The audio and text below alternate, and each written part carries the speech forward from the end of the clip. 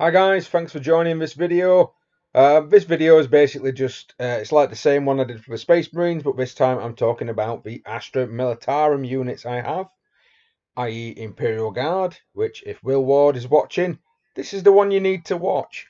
I'm basically just taking what I did with the really long video where I talked about all the ones from the main book and all the ones from the Legends section, all the Forge World units I have, and putting them into just one condensed. Majority of this, unfortunately, for me, is Legend units.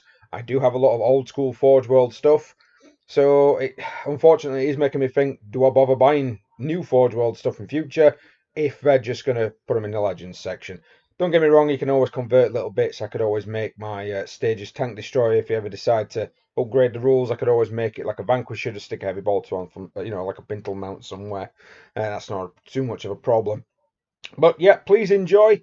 And like I said to Will, if you're watching this, because we're going to be doing, hopefully, fingers crossed for people listening, me and Will are going to be having a campaign that should actually appear on the channel where it's going to be his Orcs versus my Imperium, and we're going to be doing it a bit like a hybrid. So the missions will be going online, hopefully, fingers crossed my website will be done by then, so you'll be able to actually have a look at the missions that we're doing.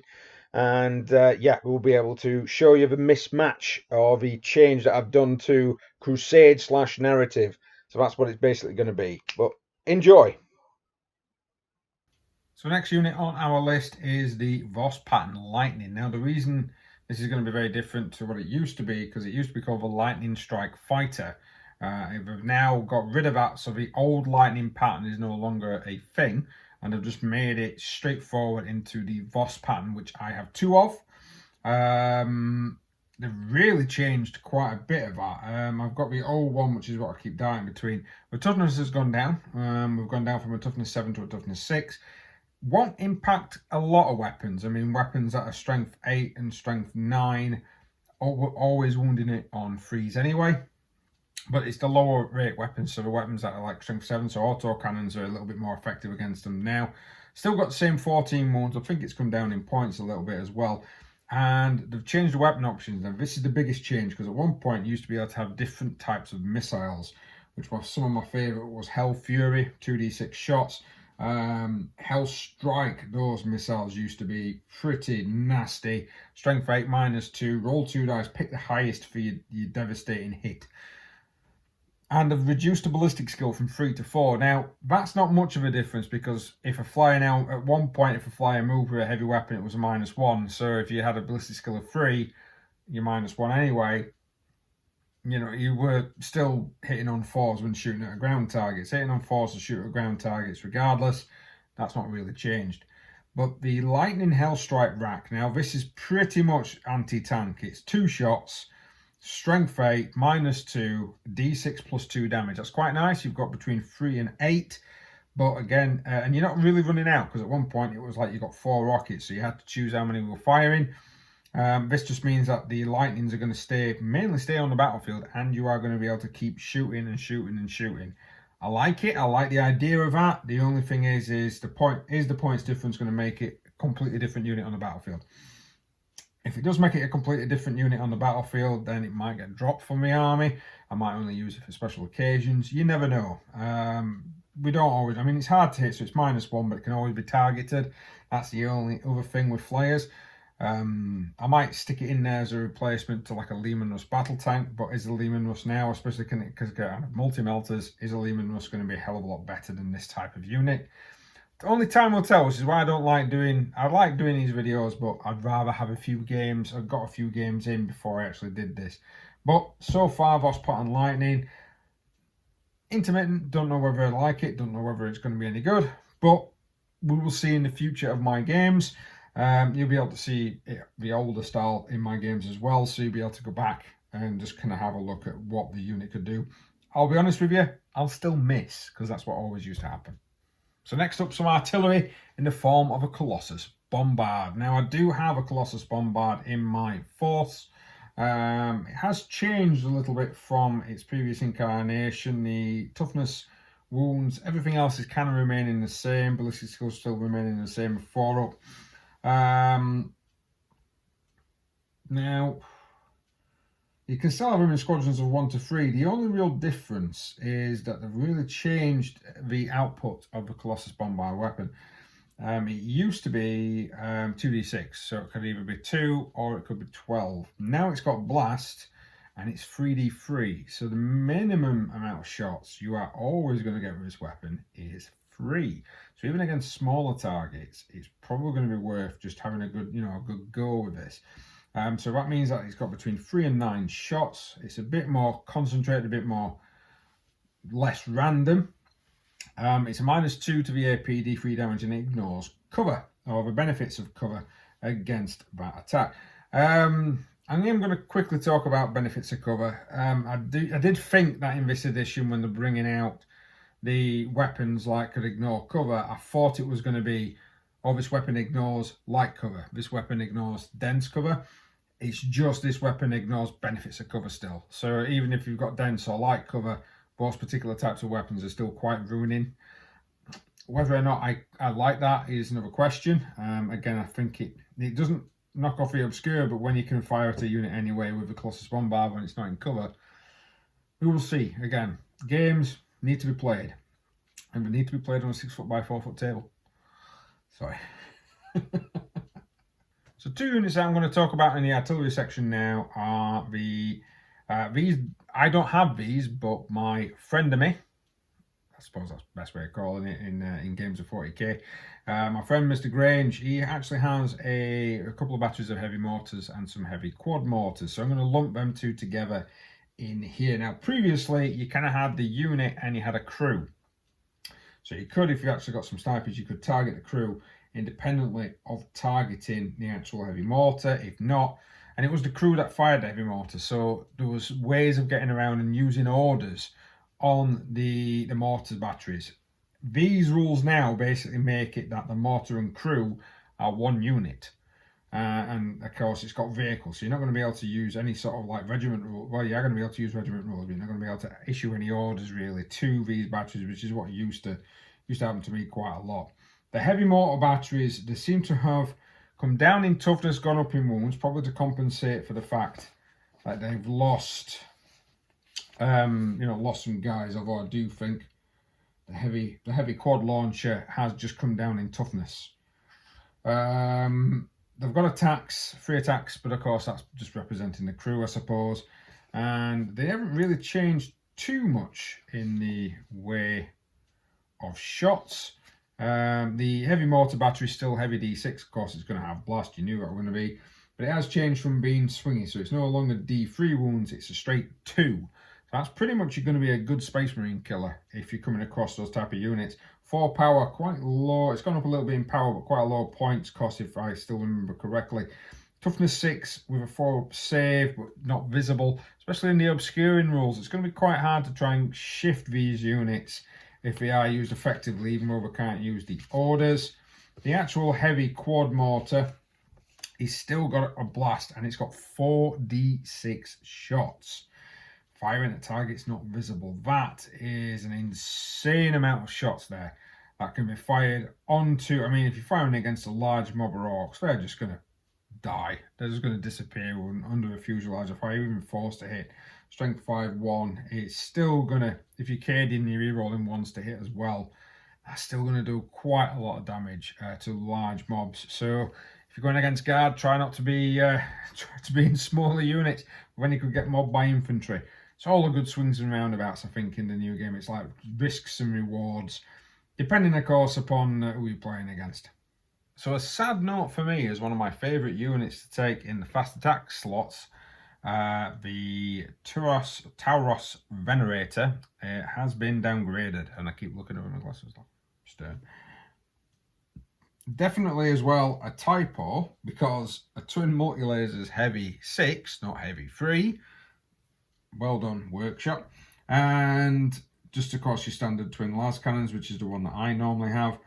But they have downgraded it. I mean, don't get me wrong, it used to be able to move and shoot without they used to, if you moved, of course, you had the -1 to your heavy weapons. You don't do that anymore. So the Glavic mortar, sorry, the targeting array is no longer needed. But the Glavic mortar has galvanic mortar, sorry, has changed quite a bit. It used to be if you moved over 10 inches in the game, so you moved possibly between 11 and 15, then you got a 5-up invulnerable save, which meant that I did used to use the unit to dart backwards and forwards, and because it had the 5-up invuln, we used to draw fire and didn't draw fire. I mean, it's got the same profile as it did in the previous book, but the only time you get a 5-up invulnerable save now is if you advance. I quite liked the idea that you had these little tiny venerate. I only actually had one, which was a bit of a shame, really. I'm thinking I should have bought extra ones now, because you can have them as a unit of 3, which would have been nice, having about 3 or 4 of them running around. But the loss of the invulnerable save is where that's hurting, simply because the loss of the invulnerable save basically means that the unit is now susceptible to fire, probably be killed quite quickly. So now we're coming to the Sabre weapons platforms. You may have seen some of these on my channel. These are quite old models I've had for a long time. They used to be really, really good, and then they kind of got downgraded severely when the Skyfire rules came out, about 6th, 7th edition, which basically meant that they always needed 6s to hit a ground target, which was absolutely insane. Then it changed to where it was -1 to hit a ground target, so they became a little bit useless, since they needed 5s to hit ground targets, but it cost more than a heavy weapons team. Now it looks like that's completely just gone. If they are targeting a ground target, it is now just 4+, just a weapon skill 4-up. So they'll probably make their way back into my army again, because they are a toughness of 4. They've got 4 wounds. They are counted as a vehicle, and they've got a 4-up save. So they do draw some fire, but they've got twin las cannons. They've got twin auto cannons. Although, when originally the Sabre weapons platform came out, it had twin heavy stubber. Now the model itself does not have twin heavy stubber. It has quad. It has 2 twin heavy stubbers. In an errata, they corrected that to basically state that if you got rid of your twin heavy bolter, you could then have 2, you could replace it with 2 twin heavy stubbers, making it a quad. The rules like Workshop's brought out is back to 1 twin heavy stubber, which it isn't. It's a quad heavy stubber, but I digress. I really do. The Searchlight is still there if you are wanting it, which basically means that if it highlights a model, I believe you get +1 to a different. What is it? Each time a model selects shooter, select 1 enemy unit with 48 invisible. Units 1 friendly Sabre weapon platform that has not been selected for its ability this turn. Until the end of the phase, each model in that unit makes a ranged attack, and the enemy unit add 1. So basically, if you actually got a defense Searchlight, which I don't have because they were pretty useless at the time, then it's going to be pretty sweet. You are going to be able to kind of rinse some units quite easily. I'm not quite sure why you'd now take twin auto cannons apart from the additional strength, because twin heavy bolters are going to have 6 shots, strength 5, -1, and 2 damage, whereas the twin auto cannons is going to be strength 7, but it's going to be a couple of shots left, so it's going to be heavy 4. I really hope they do sort of sort out the auto cannons. Auto cannons being D3 damage might actually help. I don't think they should be free. Well, I don't think they should always be free damage, but maybe making them a D3 damage so that they become a bit swingy.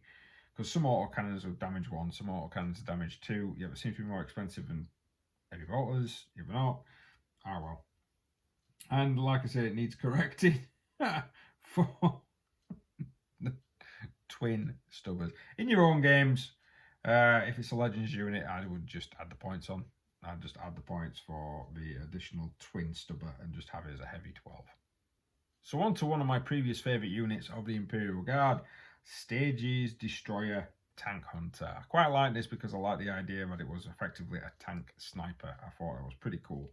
Now previously this unit had 13 wounds. The Heavy Destroyer array was a range of 60. It had D3 shots, strength of 9, -3, D6 damage. But because it was a tank hunter, the actual model itself, if it targeted another tank, then any damage dice that it rolled, you always roll 2. and you always pick the highest. It included its for its HKM, which was always nice, to be honest. So it was always a good chance to possibly get a 6 to wound.